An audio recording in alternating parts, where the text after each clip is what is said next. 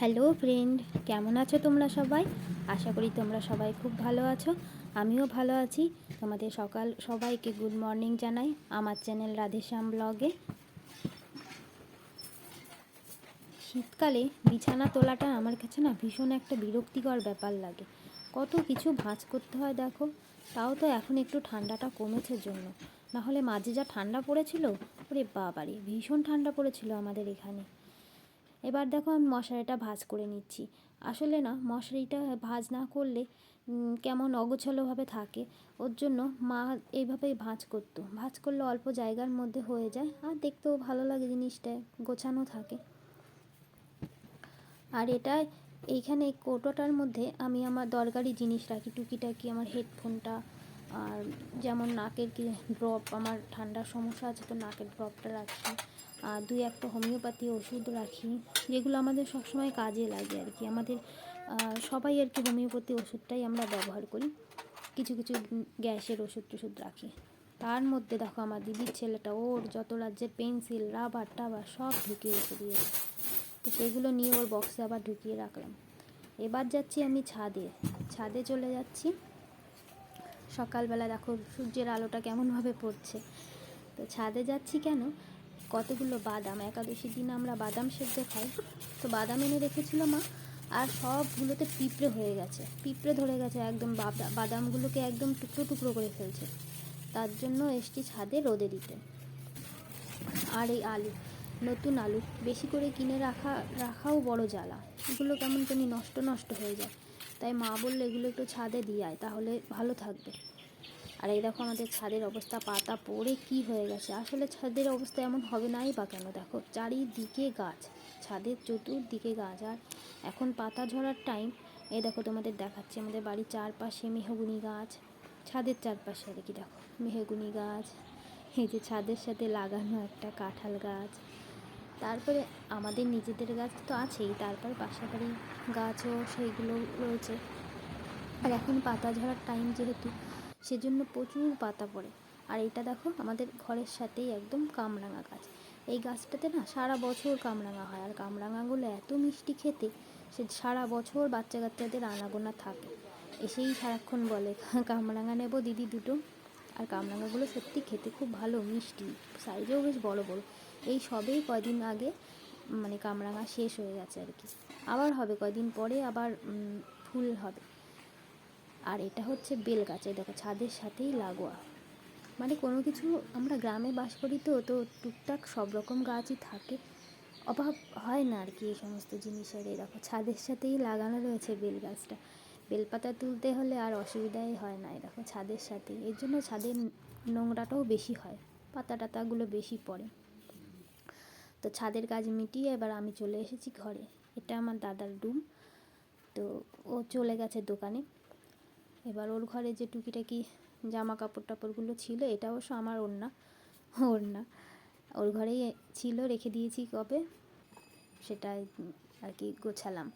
আর যে কী বলে মোবাইলের চার্জারটা ছড়ানো ছিল, সেটা ভাঁজ করে রাখলাম। এগুলো এই মোছা কাজগুলো তো না প্রত্যেক দিন না করলে হয় না। আসলে আমাদের রাস্তার ধারে বাড়ি তো একদম, মানে সবসময় গাড়ি যাচ্ছে, বাইক যেতেই থাকে, টোটো অটো যেতে থাকে, তো প্রচুর ধুলো পড়ে প্রচুর। তো কাজের ফাঁকে ফাঁকে আমি একটুখানি ওই ঘর মোছার আগ দিয়ে, ঘর ঝাড় দেওয়ার আগ দিয়ে একটুখানি কোনো রকম মুছে নিই। না হলে না, এক সপ্তাহ হয়ে গেলে ওর দিকে তাকানো যায় না, এত ধুলো পড়ে যায়। আর দাদার তো আর সময় হয় না, আর এসব কাজ ওর ছেলে মানুষ করবে কখন, করেও না, আমি করি এগুলো। মারও সময় হয় না, মা করছে রান্না, মার আবার 11টার মধ্যে স্কুলে পৌঁছাতে হবে, তো আমারই করতে হয়। আমি আসলে সময়ও পাই না ঠিকঠাক। তো ছুটির দিন আসলে আমার এই কাজের আর শেষ থাকে না, প্রচুর কাজ পড়ে যায়, প্রচুর কাজ একটার পর একটা করতেই থাকি, তো ও যেন কাজ ফুরাই না। তা দেখো কোনো রকম মুছে নিলাম, নিয়ে এবার এই দাদার ঘরটাকে আগে ঝাড় দিয়ে নিচ্ছি।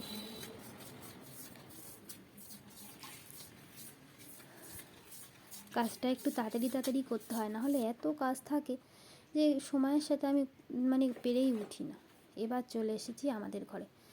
এই বাক্সটার মধ্যে আমি আমার মানে টুকিটাকি জিনিসগুলো রাখি। তা দেখলাম এর ভিতরে কতগুলো পুরনো ওষুধ টষুধ রয়েছে। এই বাক্সটা ভরাট হয়ে যাচ্ছে, যে অন্য জিনিস রাখতে পারছি না, তাই যেগুলো লাগবে না এগুলো সেগুলো বের করে রাখছি। আর এই ফোনের চার্জারগুলো ভাঁজ টাজ করে গার্ডার দিয়ে বেশ আটকে আবার গুছিয়ে রেখে দেবো। আর এই দেখো আমার ছাত্রছাত্রীদের কাজ, এরা যে কি করে না, পেন্সিলগুলো কেটে কেটে কোথায় কোথায় রাখে। এটা হচ্ছে আমাদের ঘরে, আমি আর মা যেই ঘরটায় থাকি, এখানে আমাদের অনেক পুরনো ঘর, তো ওখানে আগে না এরকম দেয়ালের তাক হতো, এখনকার দিনে আর হয় না, কিন্তু আমাদের যেহেতু অনেক পুরনো ঘর, তখনকার দিনে অনেক বাড়িতেই এরকম থাকতো, এরকম দেয়ালের তাক করা থাকতো, আমাদের ঘরেও ছিল। তো তাক যখন আছে জিনিসটা কাজে লাগাই, তো আমি টুকিটাকি জিনিসগুলো এখানে রাখি, কাজে লেগেই যায়। কিন্তু তার মধ্যে আমার এই ছাত্রছাত্রীগুলো দেখো, এই ঘরটাই মেঝেতে ওদেরকে পড়াতে বসি আমি, ওইখানে পেন্সিলটা কেটে রেখে দিয়েছি, কোনো কাজের কথা। তাই ভাবলাম এইগুলো একটু পরিষ্কার করে নিয়ে এগুলো একটু মুছে নিই। আসলে না আমার সবসময় সময় হয় না, 2 বেলা করে পড়ানো থাকে, তো আর পুজো দিতে আর সংসারের কাজ করতে করতে এইগুলো সবসময় আমি পরিষ্কার করে উঠতে পারি না। এই দেখো, এটা আমার না অনেক পুরনো ছবি, এটা কত সালের, এটা 2013-14 হবে, 13-14 নাগাদ তোলা ছবিটা, তাই তোমাদেরকে একটু দেখিয়ে নিলাম। এখন অনেকটাই মোটা হয়ে গেছি। এবার দেখো, এই যে আমার দুষ্টু বাবাটার প্যান্ট, স্কুলের প্যান্ট, এত নোংরা করতে পারে ছেলেটা, একদিন পরলে আর সেটা পরের দিন পরানো যাবেই না। আর স্কুল থেকে বাড়ি যাওয়ার সময় আগে আমাদের বাড়ি পড়ে, তারপরে ওদের বাড়ি, ও আগেই দৌড়ে আমাদের বাড়িতে ঢুকে তারপরে আমাদের বাড়ি কিছুক্ষণ থাকবে, রেস্ট করবে, খেলা করবে, তারপরে উনি বাবু বাড়ি যাবেন, তাও যেতে চায় না। তাই আমাদের বাড়িতেই স্কুল ড্রেসটা খুলে রেখে যায়, মার আর আমার দায়িত্ব এগুলো কেচে কুচে দেওয়ার। যে মোজার ছিঁড়ি দেখো, একদিন পড়েছে কিন্তু, এগুলোকে নিলাম কাচবো। আর এই ব্যাগটা দেখো, এই ব্যাগটা আমার খুব পছন্দের একটা ব্যাগ, আমি বাজারে গেলে টুকিটাকি এটা নিয়ে যাই।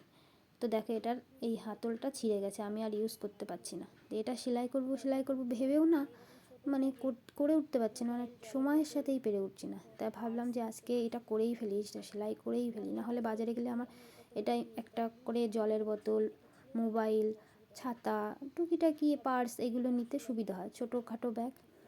তো এই ব্যাগটাও আমার আজকে সেলাই করতেই হবে, না হলে অন্য দিন ঠিক সময় হয় না। আজকে শনিবার তো পড়ানোটা নেই, এই কারণেই এই কাজগুলো আমি করতে পারি, তাড়াহুড়ো থাকে না যে না আমার বাচ্চারা চলে আসবে, আমার এই টাইমের মধ্যে আমার সম্পূর্ণ কাজ করতে হবে, অন্য দিন একটু দেরি হলেও অসুবিধা হয় না। তাই এবার চলে এসেছি আমি ঘর মুছতে, বাড়িতে পুরো আমি একা, মা স্কুলে চলে গেছে, দাদা দোকানে চলে গেছে, আর আমার দুষ্টু বাবাটা তো স্কুলে, পুরো আমি একা, এই সময়টা আমি একাই থাকি।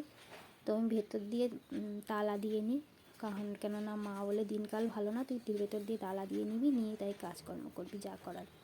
আমি তালা দিয়ে নিয়েছি, নিয়ে এবার তাড়াহুড়ো করেই ঘরটা মুছে নিচ্ছি। ঘরটা সকালে কিন্তু মা একবার মুছেছে, তবুও আমি এই স্নানের আগে মুছছি কেন, বালি বালি হয়ে যায়, না হলে বললাম না এই আমাদের একদম রাস্তার ধারে বাড়ি, তো ওই জন্যই। আর আমাদের উঠোনটা আরও মাটির উঠোন, তো ভীষণ ধুলো ধুলো হয়ে গেছে। ঘর মুছে আমি স্নান সেরে এই যে ঘরে চলে এসেছি। এবার নিজের মাথাটা যে চুলটা যে একটু আঁচড়াবো ঠিকঠাক মতন, তাও আমি আঁচড়াই না, দেখো এত সময়ের অভাব আমার, কোনো রকম সামনে দিয়ে আঁচড়ে নিয়ে একটা ক্লিপ দিলাম। এবার শীতকাল জন্য মুখে একটু ক্রিমটা মাখছি, কারণ না হলে না মুখটা একটু টান ধরে, তাই। আর যদি গরমকাল হয় তাহলে তো এসবের বালাই নেই, ক্রিম মাখি না, আসলে আমি ভীষণ ঘামি, ক্রিম মেখে করবো কি, ক্রিম একদিক দিয়ে মাখবো আর একদিক দিয়ে একদম ঘেমে বেরিয়ে যাবে, যে কারণে আমার গরমকালে ক্রিম মাখা হয় না, শীতকালেই মাখি। পাশের বাড়ির কাকিমা জানলা দিয়ে বলছি কী রে পিঙ্কি কাজ কমপ্লিট, তাই হেসে হেসে কথা বলছিলাম। এবার চলে এসেছি আমার একদম মেন কাজে, যেটা হলো আমার পুজো দেওয়া। পুজো দিতে না আমার অনেকটা টাইম লাগে, আসলে আমরা গোপাল সেবা দিই, তো গোপালের পেছনে অনেকটা টাইম লেগে যায়, যে কারণে আমি মনে করি এই পুজো দেওয়াটা আমার সবথেকে একটা বড় কাজ। অনেক বাসন হয় ঠাকুরের, মানে গোপাল থাকলে সচরাচর যেটা হয়। এবার আমি যাচ্ছি গোপালকে স্নান করাবোর জন্য, গোপালের জলটা আনতে, যে স্নানের জলটা রেডি করে নিয়েছি। গোপালকে না অনেক যত্ন করে সেবা দিতে হয়। তো আমি জানি না কতটা পারি, চেষ্টা করি সেভাবে, মানে একটু চেষ্টা করি আর কি। এখন কতটা কি পারি ঠিক আমি জানি না। हे बनवारी कृष्ण मुरारी, मैं आई हूँ शरण तिहारी। हे बनवारी कृष्ण मुरारी, मैं आई हूँ कर दो बेड़ा पार मुरारी।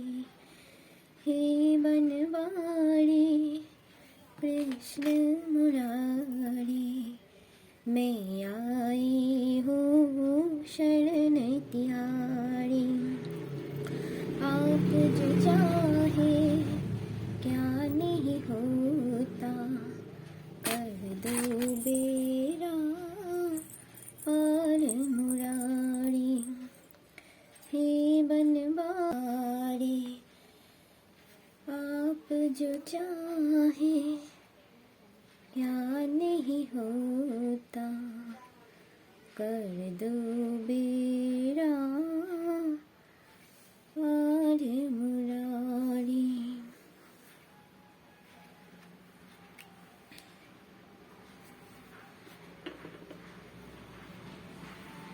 राधे कृष्ण की ज्योति अलौकिक तीनों लोग में छाई रही है।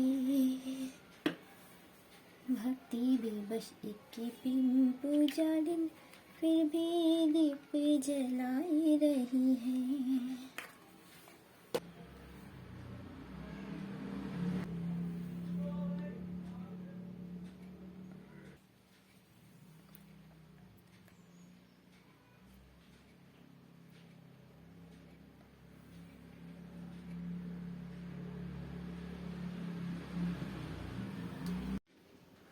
গোপালকে সাজুগুজু করে বসিয়ে রেখে এবার আমি চলে গেছিলাম গোপালের জন্য রান্না করতে।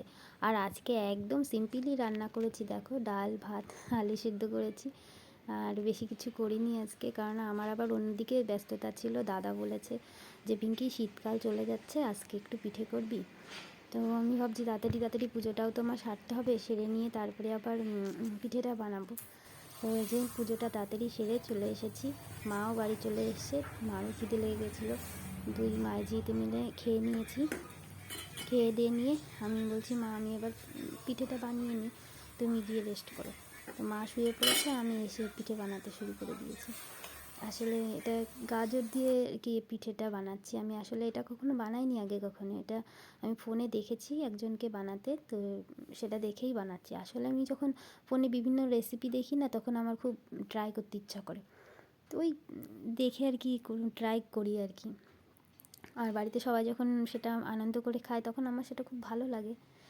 তো এই যে গাজর দিয়ে নারকেল চিনি টিনি দিয়ে নানা রকম দিয়ে রেসিপিটা বানাচ্ছি, পিঠেটা বানাচ্ছি।